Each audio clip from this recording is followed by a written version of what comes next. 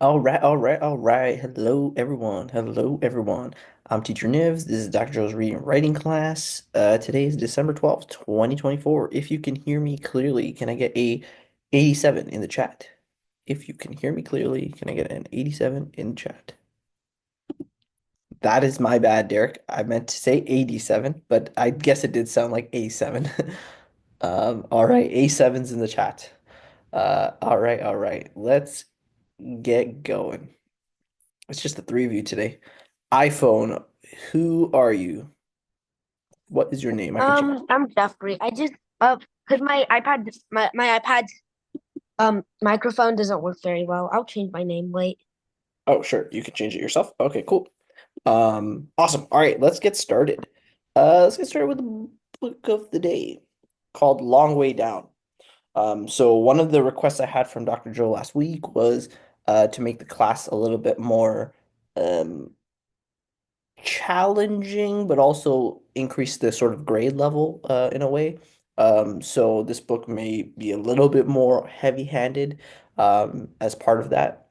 It's called Long Way Down by Jason Reynolds. Jason Reynolds is a very famous author who's um, relatively young. He's 49, which for you guys probably sounds super, super old.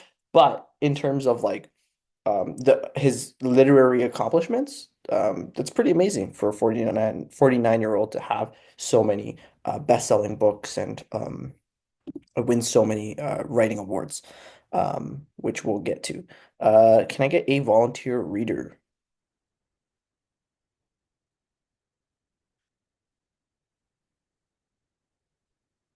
All right, how about a Russell?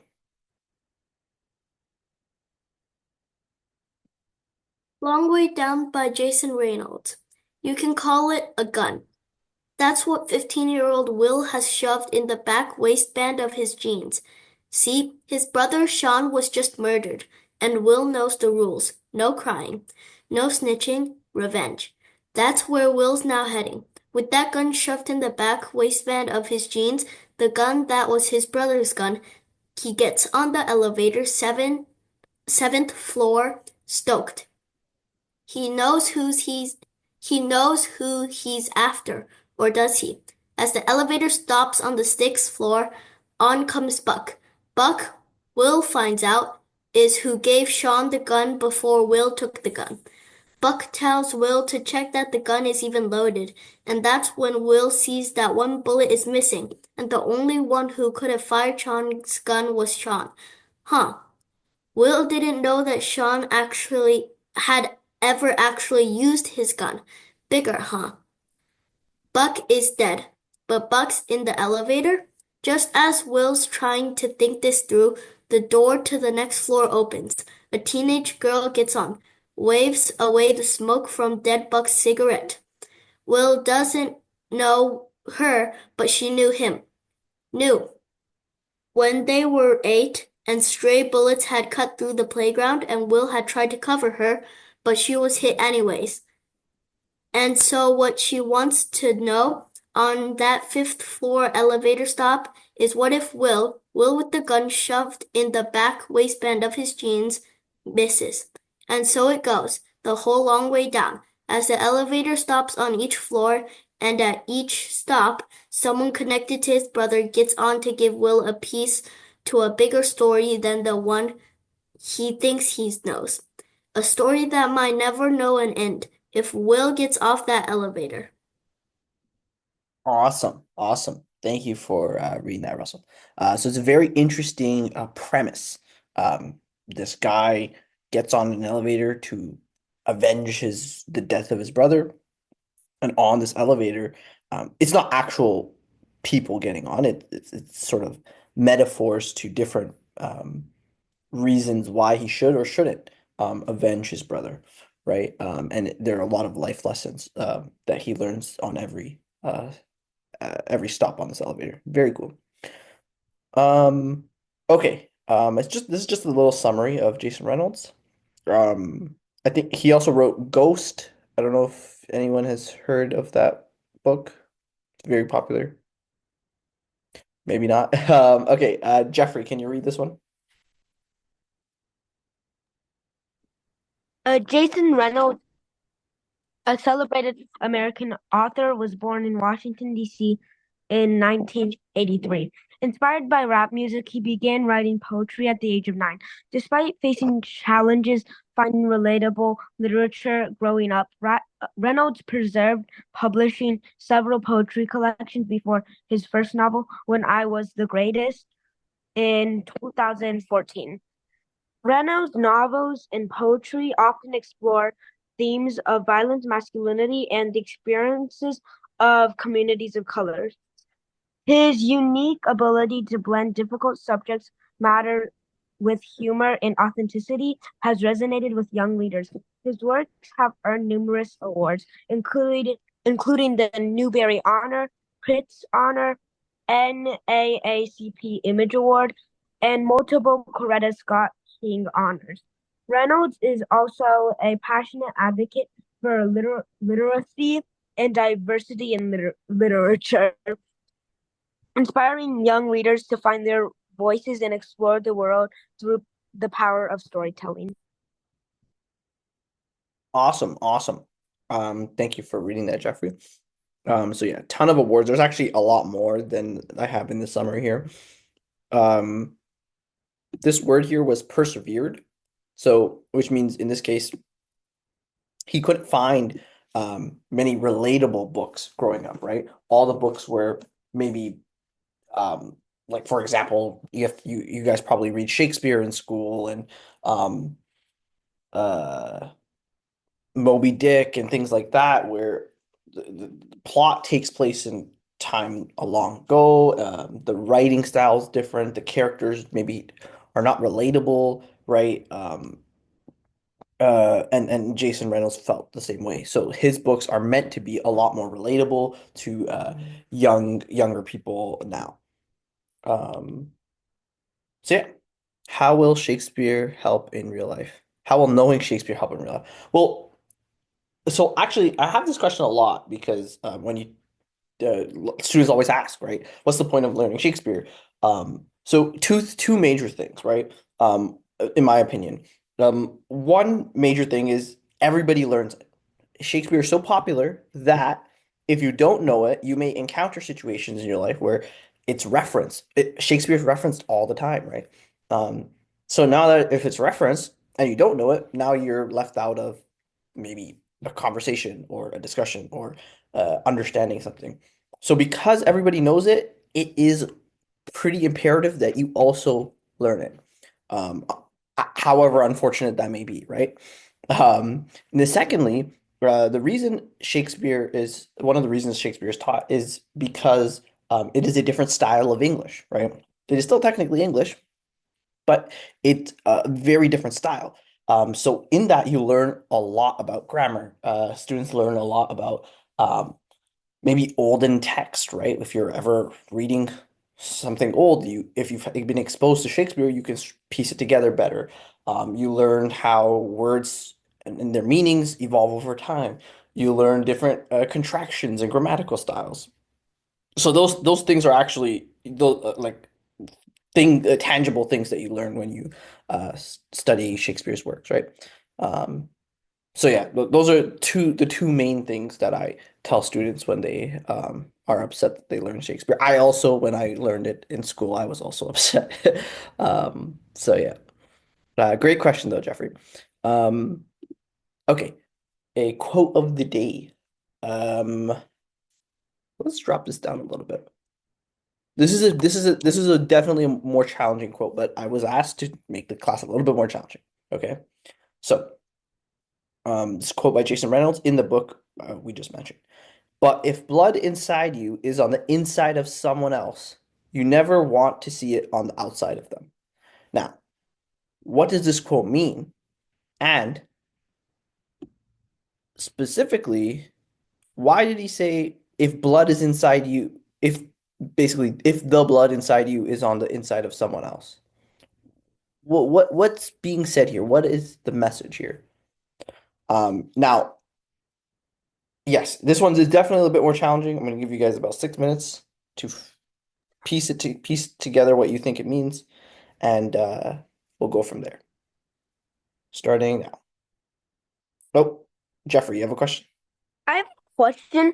Does it mean that if like your abilities, like other people have your abilities, you wouldn't want the other person to use their abilities?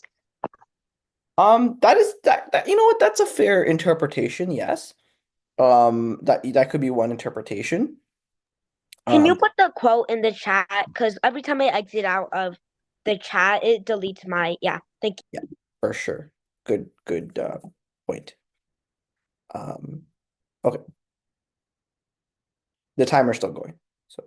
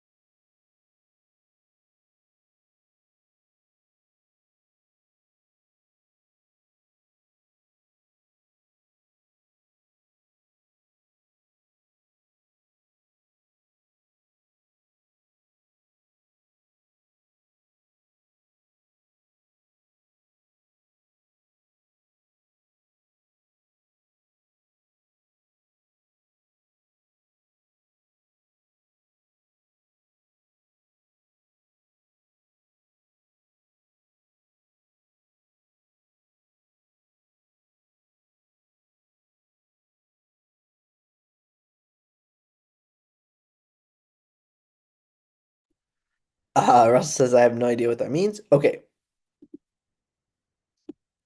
I This have a guess. I have a guess. Oh, okay. Great. Just go with your guess, and I'll tell you what how I interpret it.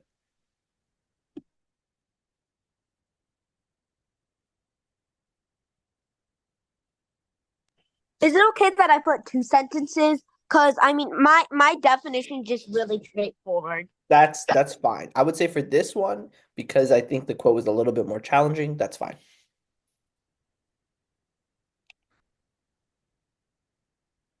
But there is 3 minutes, so feel free to, expand a bit.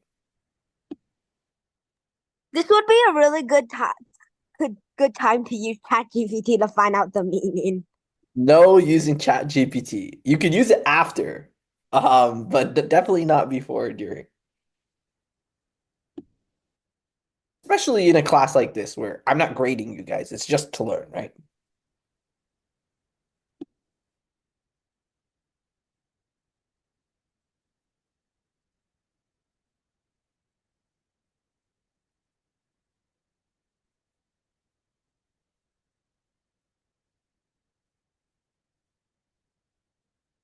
I'm done with my thing. Fair enough, fair enough.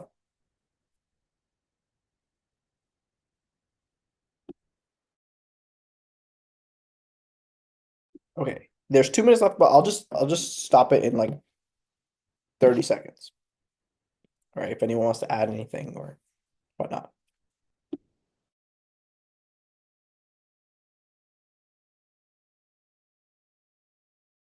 Derek, you can continue writing while we go over the other ones.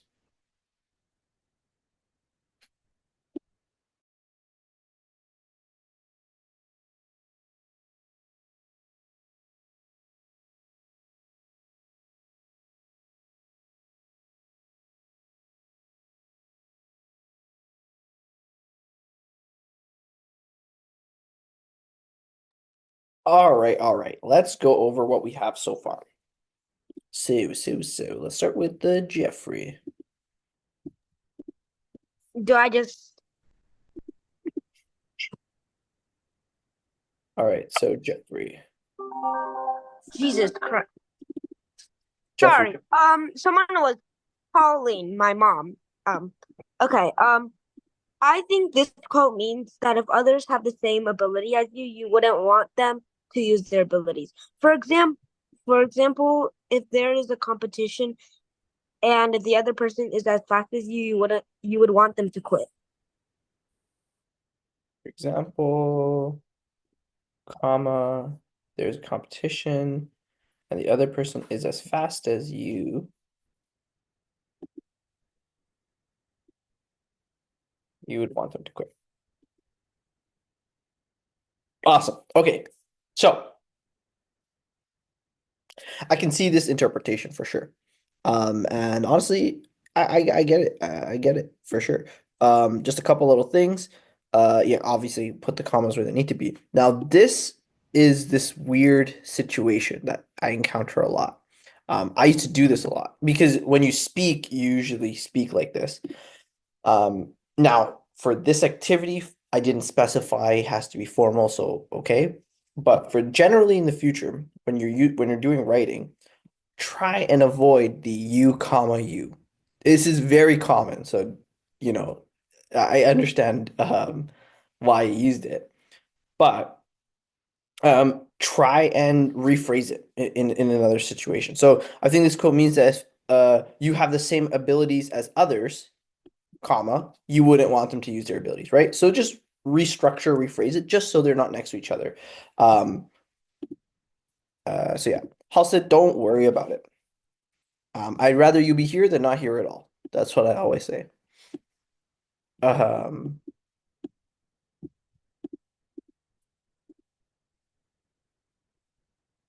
okay, Russell, would you like to read yours? I am guessing that, oops, I gotta write what it means.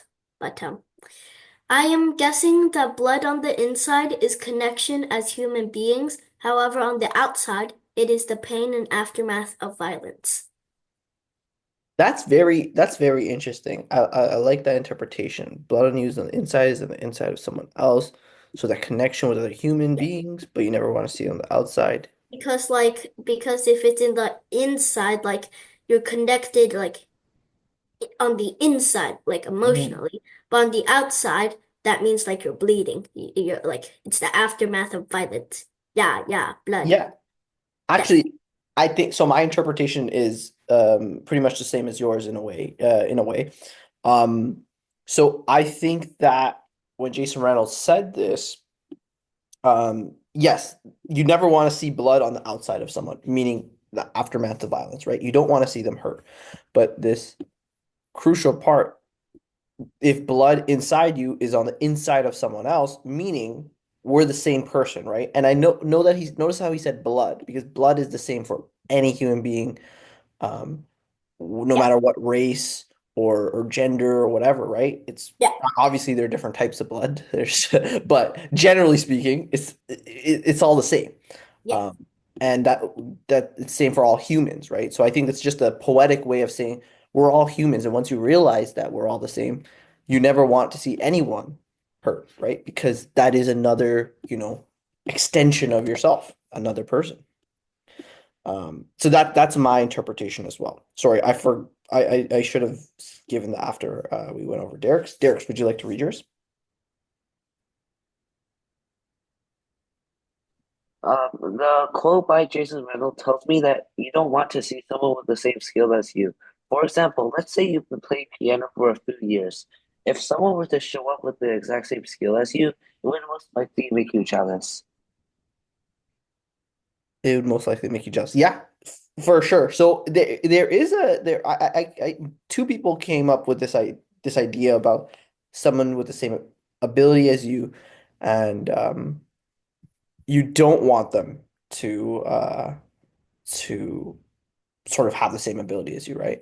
Um, so it's kind of that's kind of interesting how there's sort of two sides to it, two angles to look at it, which I guess is how real life is too, right? Um, Halston and his tank conversation. I'll never understand this. Okay, so vocab of the day. 4 minutes, I think, is a bit much. It'll be 3 minutes, I think. Can I get Halstead? Can you read the vocab words?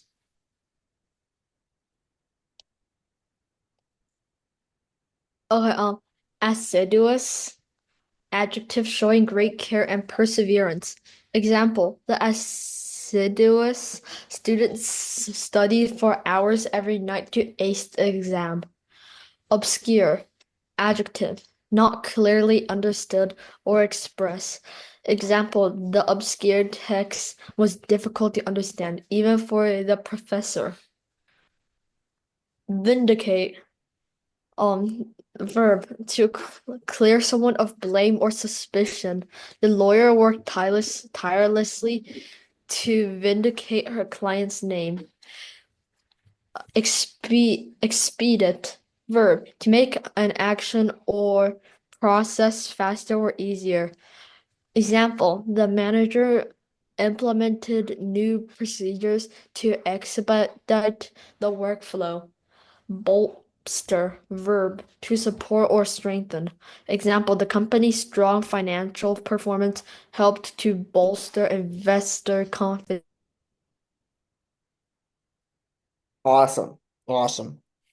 Um, okay, so I'll do 3 minutes and I'll start the timer now.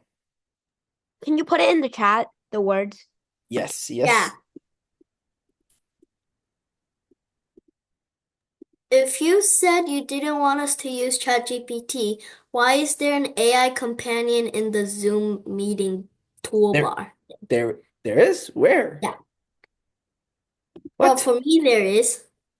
There's an Yeah, AI companion thing, but when I click it, it says request access from host. A So, participant. yeah, Yeah, I just I see it can't use it now. anyways. A But participant has asked you to start AI companion. no, Deny I all. didn't. I didn't Deny. ask. No, someone Wait, else, did I I think. ask? Did I ask or did I not? No, It I doesn't didn't. say. It just says a Okay. participant.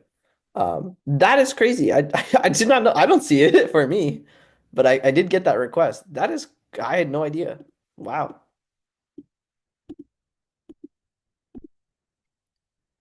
Technology has advanced so much. Very cool. Okay, starting the timer now.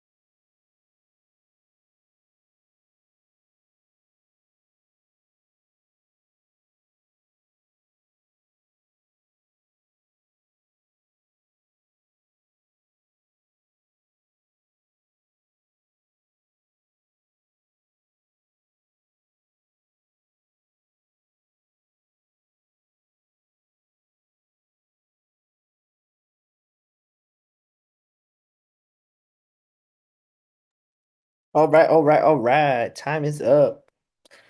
See what y'all came up with. Y'all. That is a contraction. Um, I didn't get all the words in. I was gonna add more because I had another sentence planned, All but right. I That just didn't get enough time. that is okay. I'm glad you submitted when the timer went off.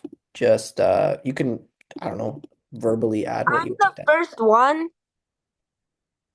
Dang, that's crazy. I thought I was gonna be last. Hmm. Should I go? All right, Jeffrey, go for it. Okay. I think the reason that Trump won the election is because of the bolstering of the MAGA movement.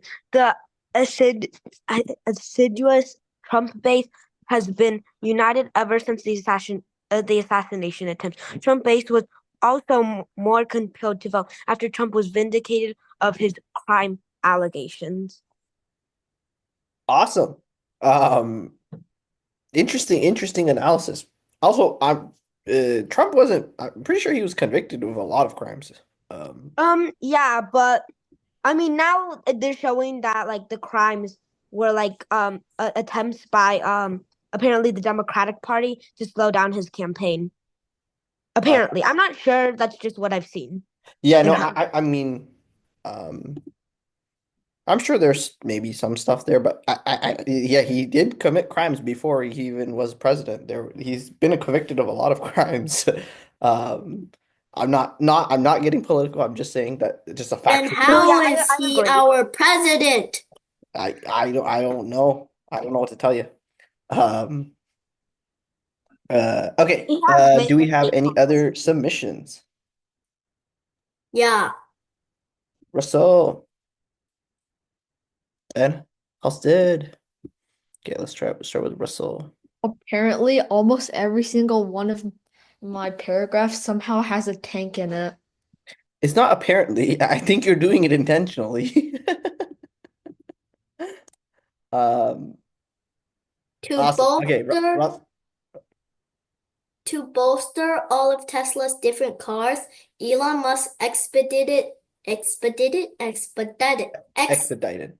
expedited the company's software since they were no match in efficiency or luxury to other competing car brands.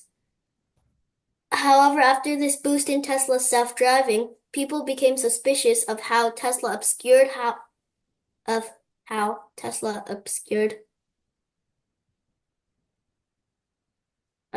wait, hold up. Wait. No, no, that's fine. Became suspicious of How Tesla obscured how the software worked. Yeah, that's fine. does that work? Yeah, Feels that's like grammatically that's a correct. Yeah, little repetitive. it is Anyways, repetitive. Yeah. a week later, Elon Musk's assiduous vindication cleared Tesla's name from the case. Okay.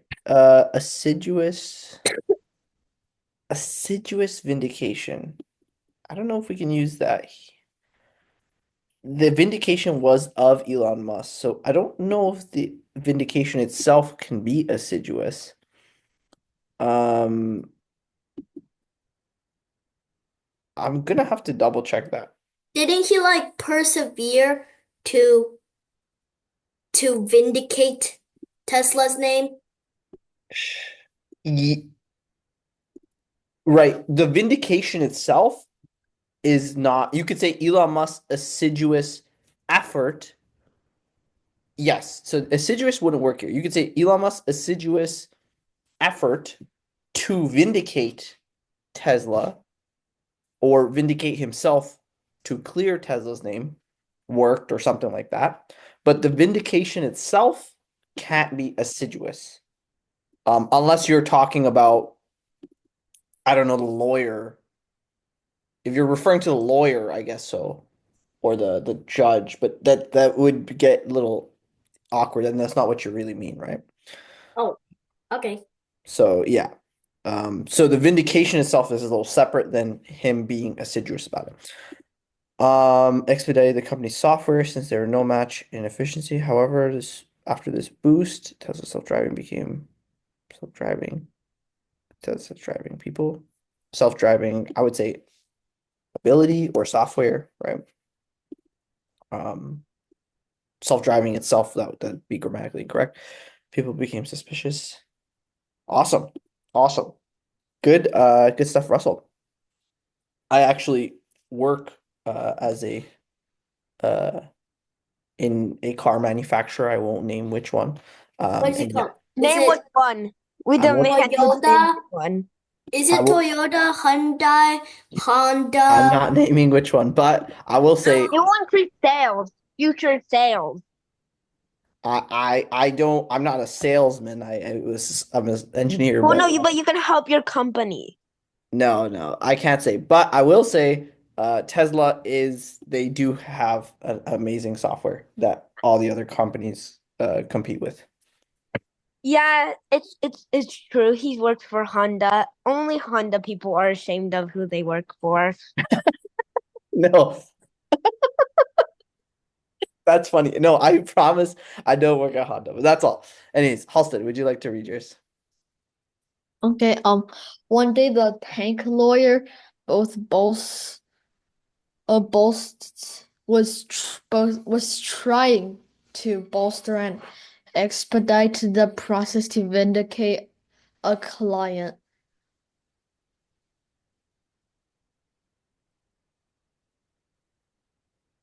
Okay, continue.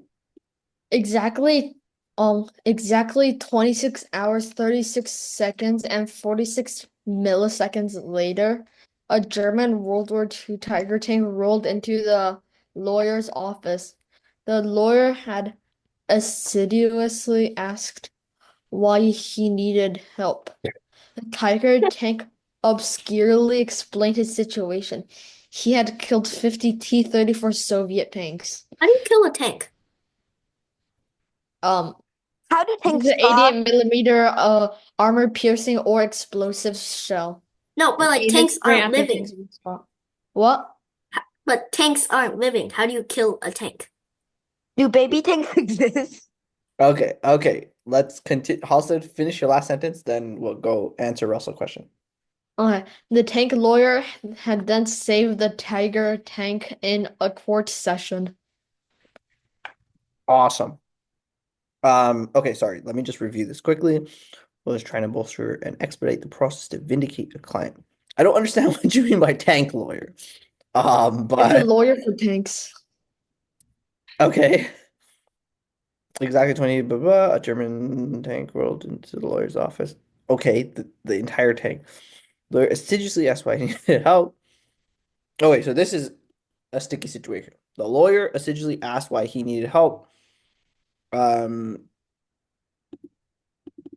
I would just to clarify, I would just say why the tank, especially because you didn't refer to the tank as a he yet. You didn't give it any pronouns. So this he would be confusing. Um, the tank seriously in his situation. He had killed da da da da da da da. Yeah, this is fine. Okay. Um, the tank lawyer saved the tiger. Oh, okay. And the tiger, if this is capitalized here, if this is a proper noun, then this would have to be over here and here. So just keep that in mind. I'm just gonna highlight this in yellow. You get to choose, right? It's your paragraph, what you want it to be. Oh Uh, yeah. Okay. And to answer Russell's question, um, you can't.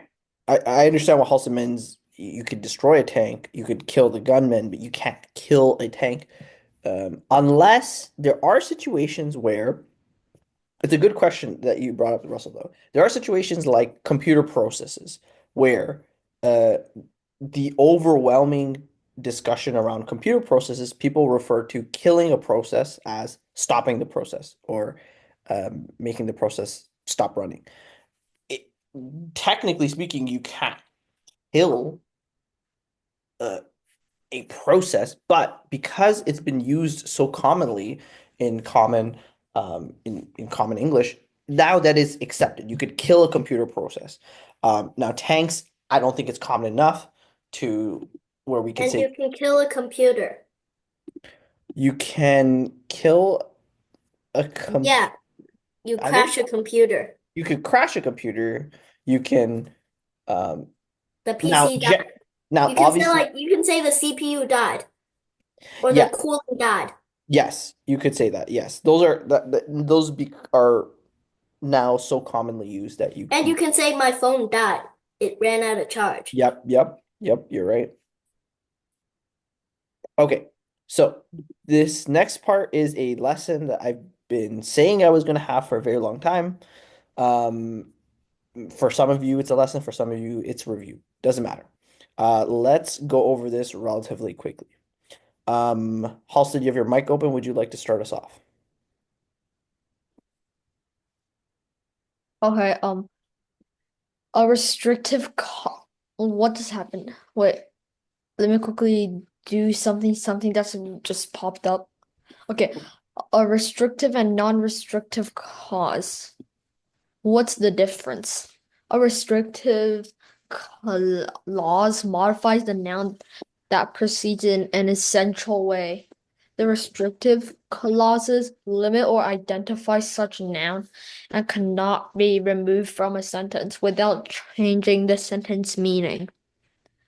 A non-restrictive clause, on the other hand, describes a noun in a non-essential way. The terminology in this area of grammar can be confusing. So let's get that out of the way. Because restricted clauses provide key identifying information, they are often referred as essential clauses.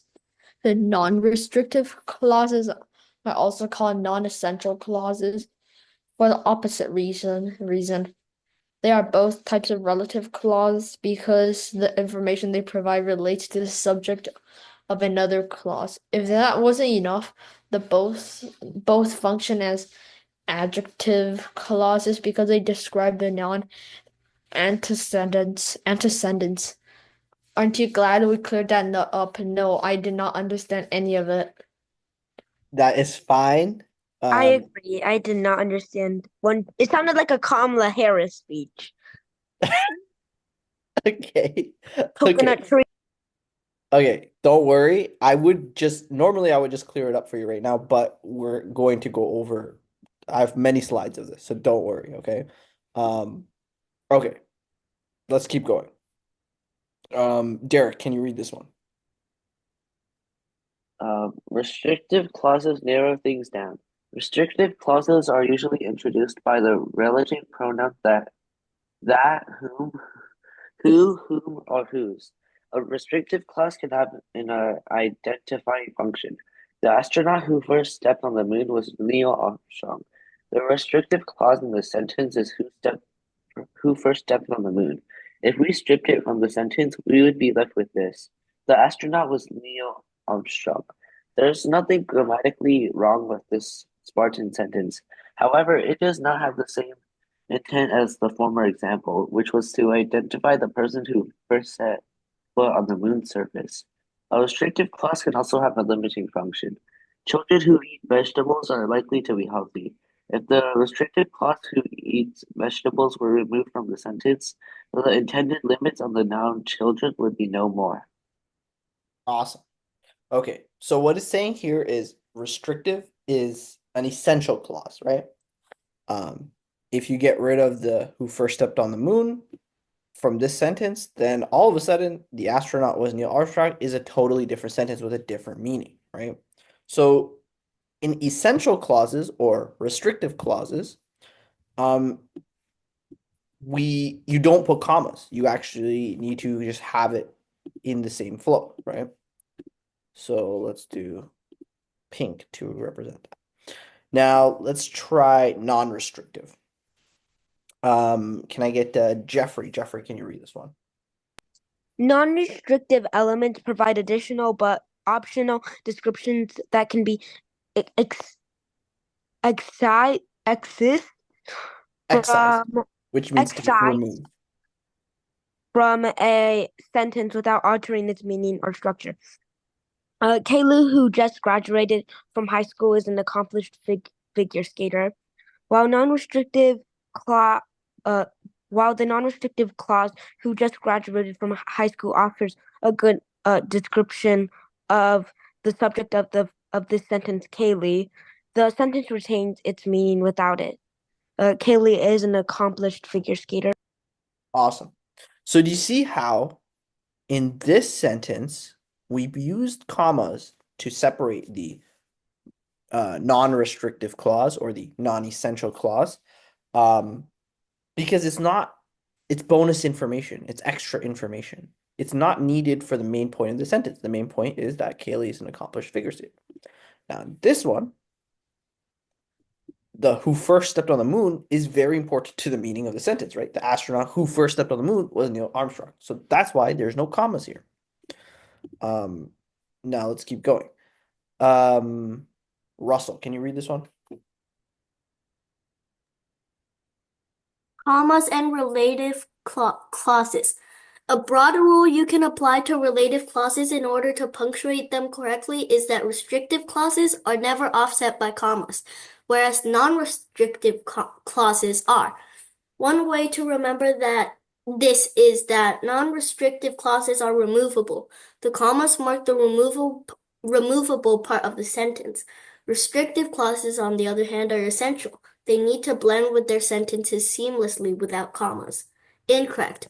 Would you lend me the book that you recommended last week? Would you lend me the book that you recommended last week? Incorrect. Oliver's Twist, which was Dickens' second novel, comma, is a classic. Oliver Twist, comma, which was Dickens' second novel, comma, is a classic. Wait, there Awesome. wasn't a comma there in the first one. Awesome. Okay. Let's go to who didn't read in a while. Derek. Derek, would you like to read this one?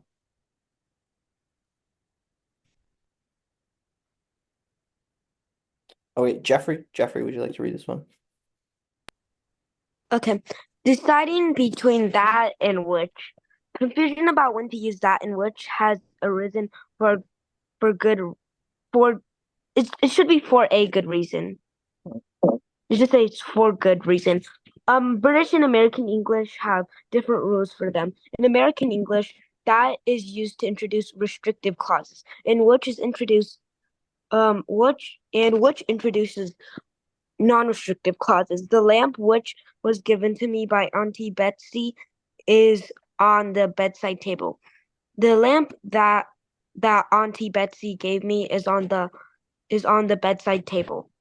In British English, it is often acceptable to substitute which in restrictive clauses.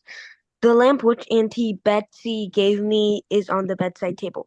Of course, that could also be acceptably used in British English, which makes it safer by default to follow the American rule. When in doubt, it makes it easier to decide whether to insert commas because if you follow the American rules, you can remember that commas should not precede that, but they should precede which. A third option for the last example would be to rewrite it to omit all relative pronouns. If you can do that successfully, the clause is definitely restrictive. Awesome. So all that That just was so confusing. Like I sorry. can't. Yes, this one is confusing, but essentially what this is saying is all that to say, in American English, when we're introducing a restrictive clause or a essential clause, we say that. So the lamp that Betsy gave me is on the bedside table. If it is essential to the sentence, sorry, if it's non-essential to the sentence, so it's non-restrictive, then we use which, right? So I love M1 tanks, which are made by Germans because blah blah blah. The which are made by Germans was not essential to the clause, right? The main point of the sentence was to say I love M1 tanks. Okay. Now,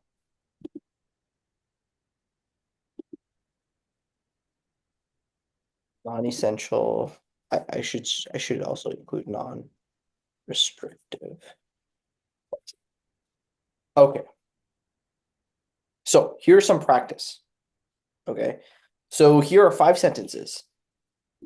Some of these sentences have issues. Basically, it is introducing an essential clause or a non-essential clause as an essential clause, right? So some of these sentences need commas, right, to offset non-essential or non-restrictive clauses. So we'll start off with a volunteer, and we'll learn as we go, okay? As we practice. Halston, can you start us off? Hey, I was the volunteer. Oh, sorry. Okay, I'm going to mute Halston. Russell, can you I start? volunteered too. Russell, can you start us off? Yay. Patterson Tower, the recently completed office building is a monument to concrete ugliness. So why did you put, sorry, it's just one comma?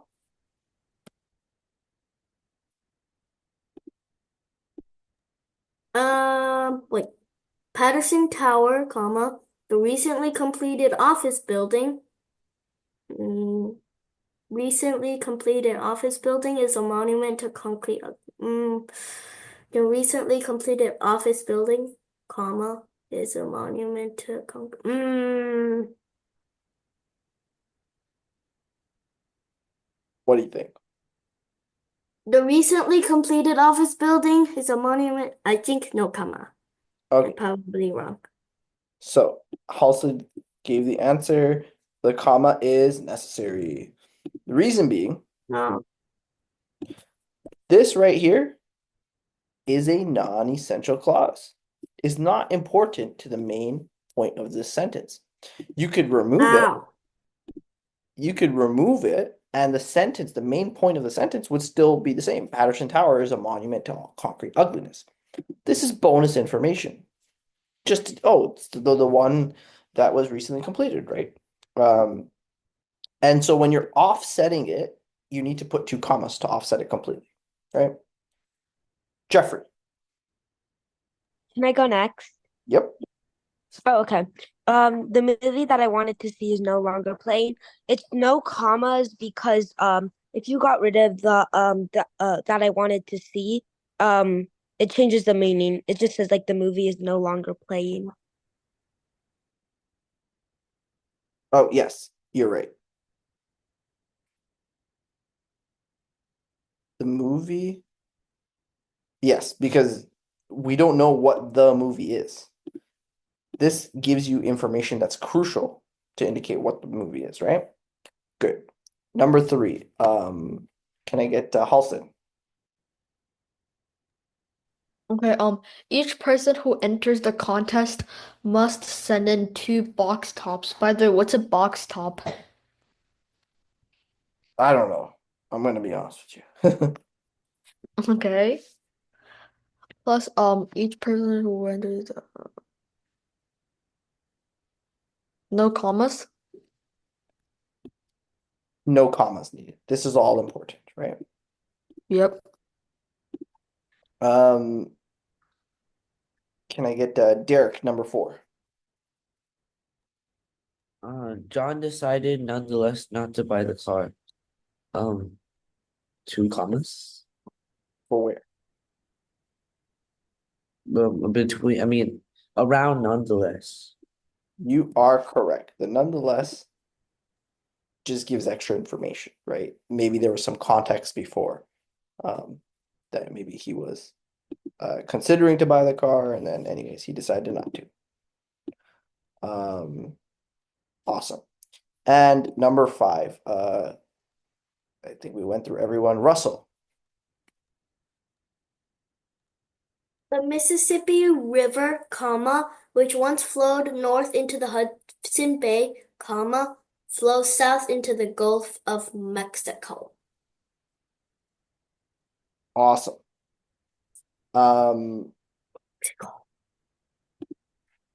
You are absolutely correct. Great. Okay. Let's actually skip the next practice questions um because I want to go over the article because I really like the article today. I mean, I like it every time, but this one I think is a little bit more interesting on than average. Okay. Do you want to have children when you are older? A recent study breaks down the reasons more US adults say they are unlikely to have children. What is your reaction? Uh, Jeffrey, can you read this first slide? Yeah. Do you want to have children when you are older? Do you hope to have children when you are older? Do you think having kids is important to live a fulfilling life?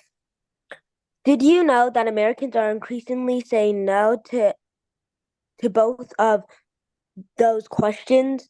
In kids, a growing number of Americans say no thanks, published in July. Christina Karen writes about a recent survey that explores why.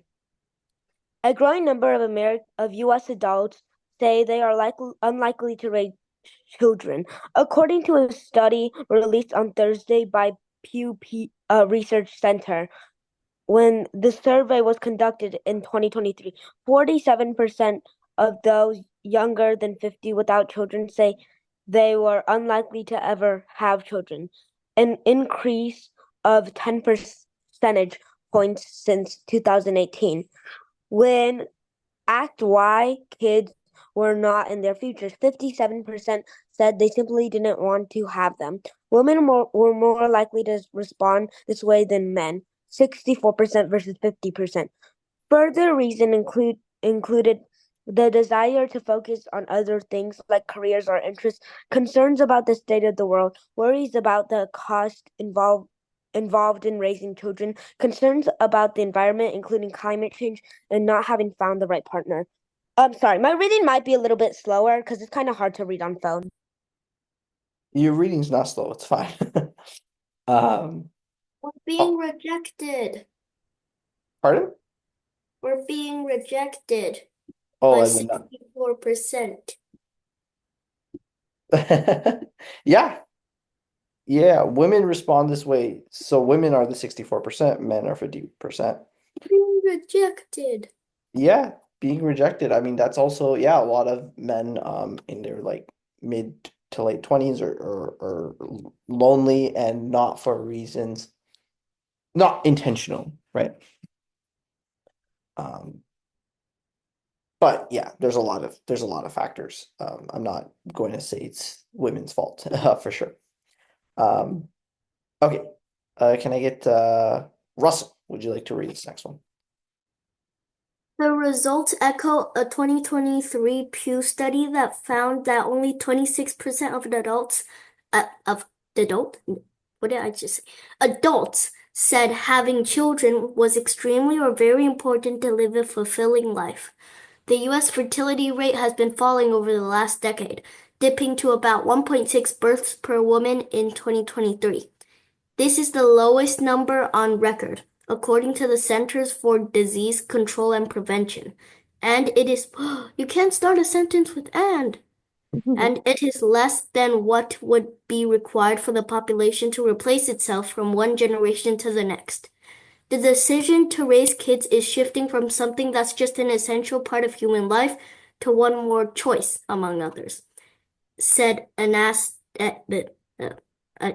Anastasia Berg, an assistant professor of philosophy at the University of California, Irvine. Irvine, yes.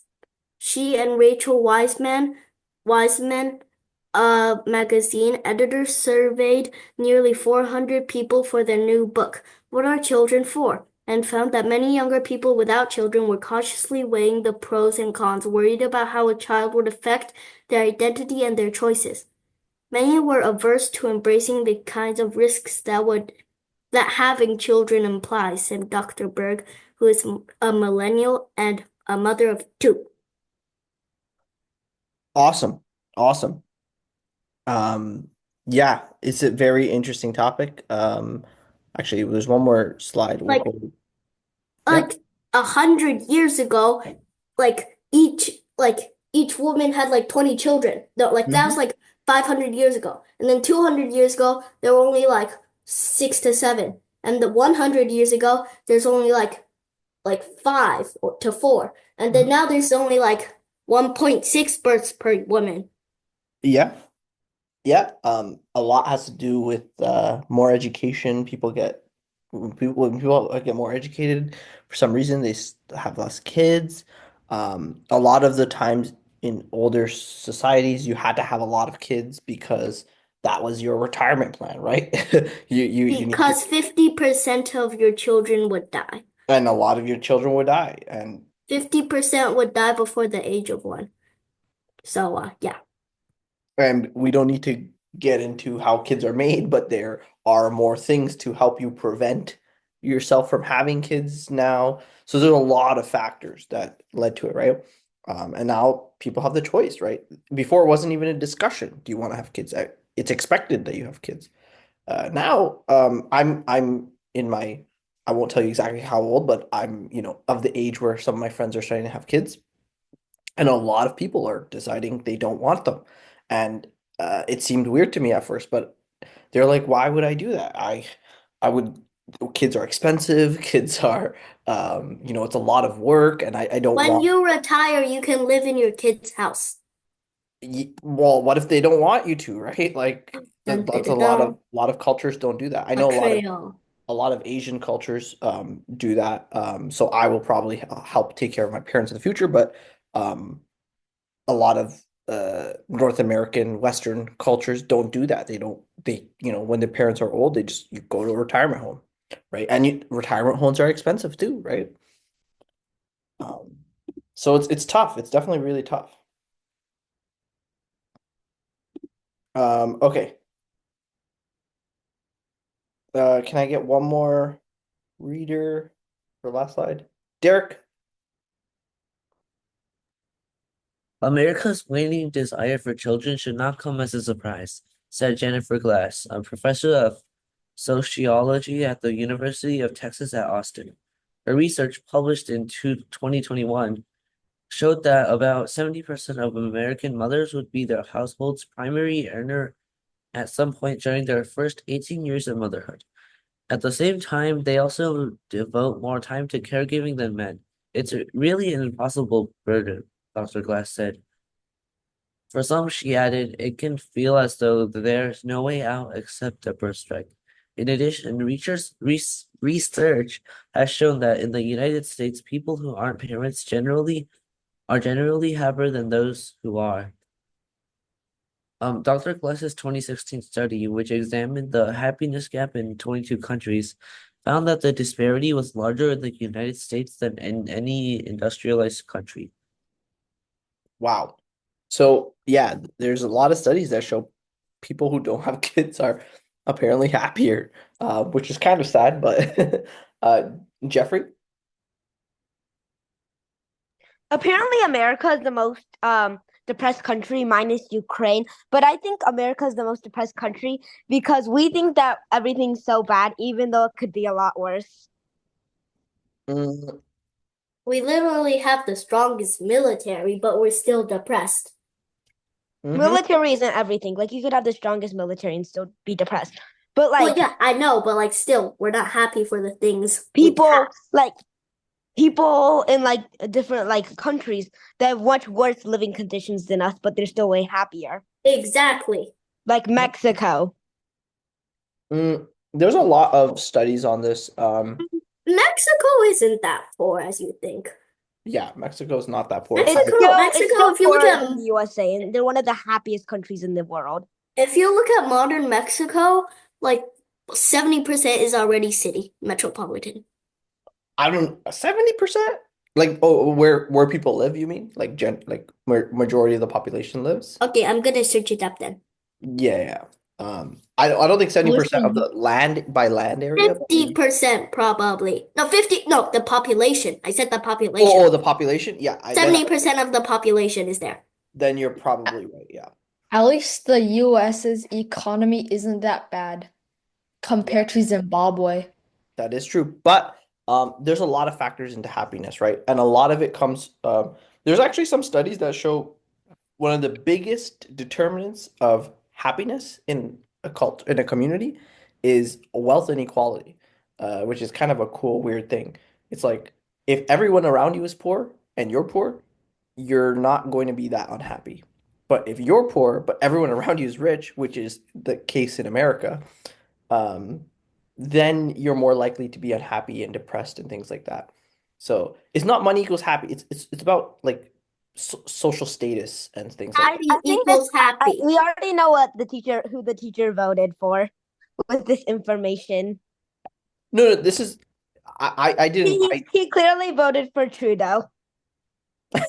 no, I didn't. I actually did not. I'm That's pretty funny. sure For who? That's a Canadian politician. Oh, I Yeah. actually did not. I would be honest if I did. I did not. But doesn't matter. I'm just saying that this is based on studies. I have a minor in psychology, and So by this logic, communism is better than capitalism. I'm not saying that either. I'm not saying that either. It's just communism equals best. that is one of the correlations. So maybe I should be clear. That's a correlative factor, right? Correlation does not equal causation. I'm not saying that if everyone was taken away, if you take away everyone's money, make everyone equal, I'm not saying they're going to be happier, but they find that in communities, like even a neighborhood, where if you're poor in your neighborhood, but you're rich compared to the rest of the world, you're going to feel more unhappy than if you were poor in another country where everyone else around you is poor, right? and if you were rich in a poorest country, Yeah, basically. yes, right. So it's just kind of it's because it's all our psychology, right? We can only understand what's around us, and if what we see around us is everyone doing better than us, we're going to feel maybe somewhat depressed. Which I think this is also why I think social media plays a part, right? If you go on social media, everyone's only posting the best parts of their lives, so it makes you feel more depressed. Okay, so very interesting. So first question, what is your reaction to Pew Research Center survey? Are you surprised, for instance, that 47% of people younger than 50 without children say they were unlikely to ever have children? Everyone is showing their true colors. I think this question is so is so obvious. Which is question? This one, because everything's so expensive now. That's why ain't no one want to have kids. That is probably true. That is probably true. Um, okay. This one I don't think we need to go into it if everyone feels the same way. You're not surprised, right? Are you guys surprised? Is anyone here surprised? Put your hand up if you're surprised. Uh, a teeny bit. I knew that America was like less fertility rate than the rest of the world, but I Uh-huh. didn't know it was this much. Okay. Well, this is the fertility rates like oh yeah, okay, I guess this is kind of also related to fertility rate. Okay, everyone says not really or whatever. Okay, let's move on. Let's do the next one. Anastasia Berg, an assistant professor of philosophy at the University of California, Irvine, says that the decision to raise kid was shifting from something that's just an essential part of human life to one more choice among others. Does that ring true for you and your peers? How important is having children to you? So basically, the conversation used to be like, you have to, you have to have kids. It's just part of your course of life. Now it's a choice. Is that something that you experience or heard? And how important is it for you? Russell? Before it was how many kids are you going to have? But Yes. now it's are you going to have kids? That's a very good quote. I like that. I'm going to use that quote. I'm Shakespeare. Um, I mean, if more than half of the US votes for abortion, yeah, that's true. Okay. Anyways, okay, I'm gonna give you guys about 5 minutes for this, okay? Starting the timer now.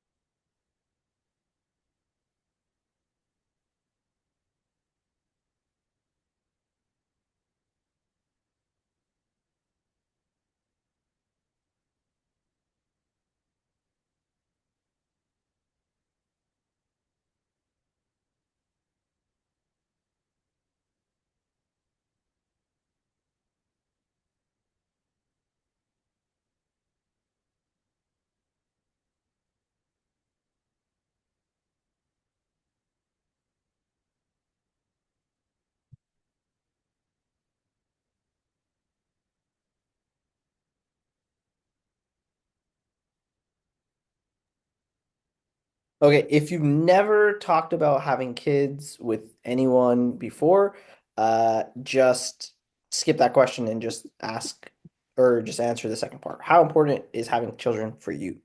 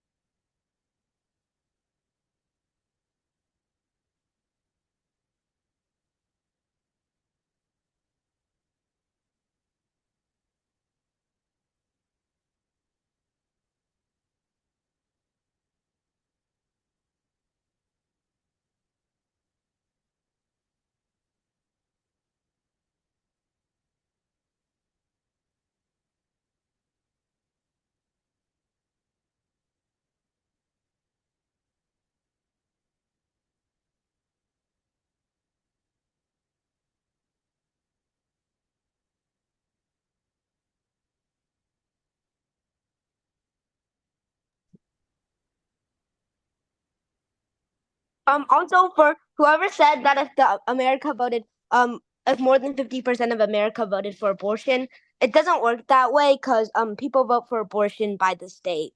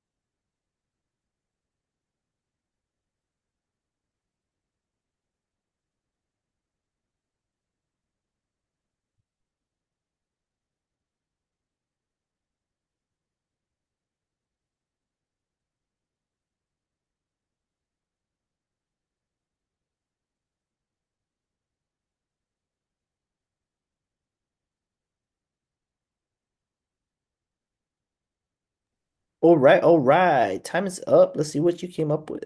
No. Well, you can continue writing, right? Okay. Jeffrey, would you like to read yours?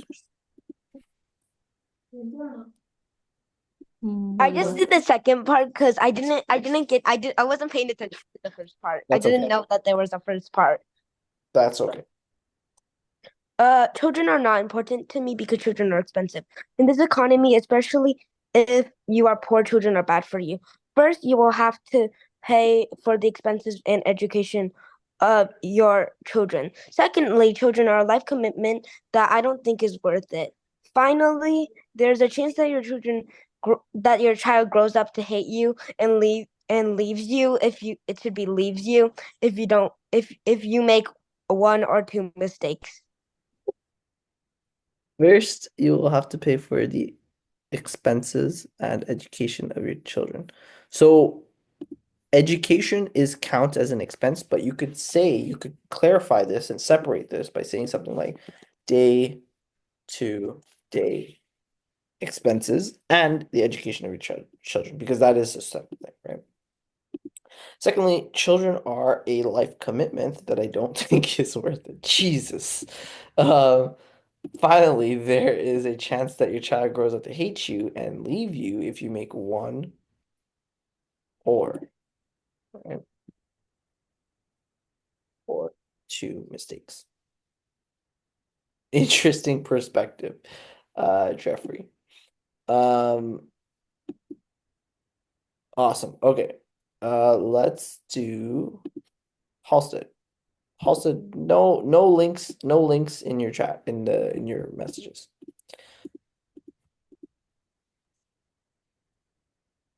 Okay, Halstead, would you like to read your response? Okay, having children is in having children is in the middle of both yes and no. I don't know nothing about if I want children. Double negative time. I would much rather have a communist education or an M1 Abrams or a Panzer IV than to choose if I want children. I wonder how I managed to include something about tanks in this thing about children.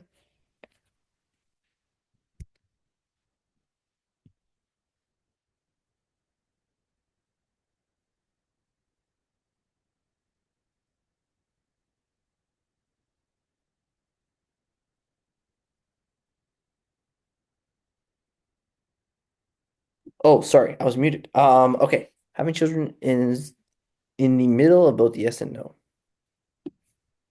You'd have to say at least for me or something like that, right? Grammatically, this sentence doesn't work.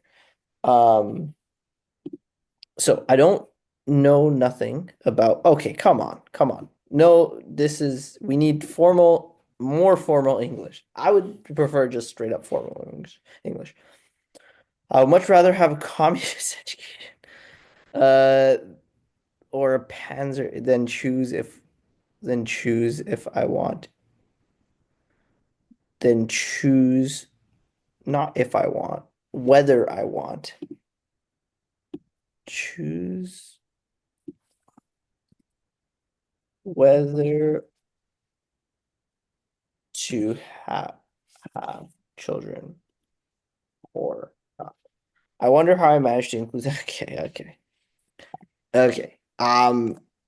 Yes, I'm going to try and not I mean, I don't I would love to edit these, but it's just really hard when, the English is not somewhat formal, right? Because then I can't really evaluate it correctly. Okay. So let's go to Oh my gosh. I'm having trouble with this mouse. Okay. Um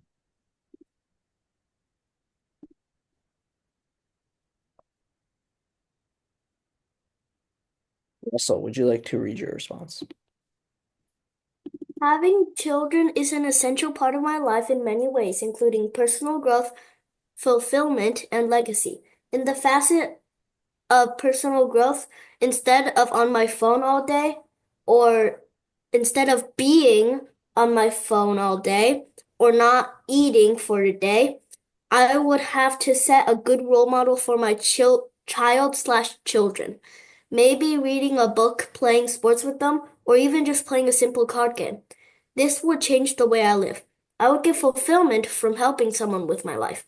It would feel guilty if I was just spending all my money on myself. Instead, I could buy a 3D printer or a Lego or etc. for them. Lastly, having children is a role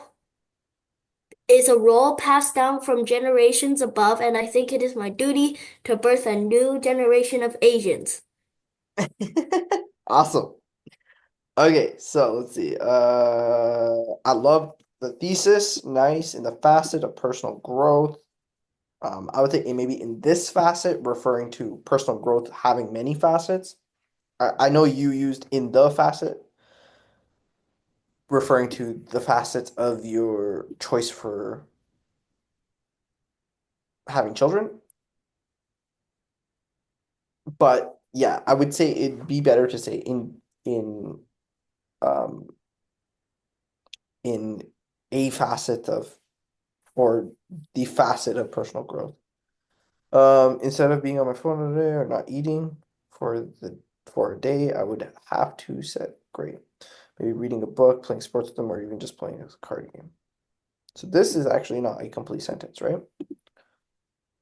So you could do maybe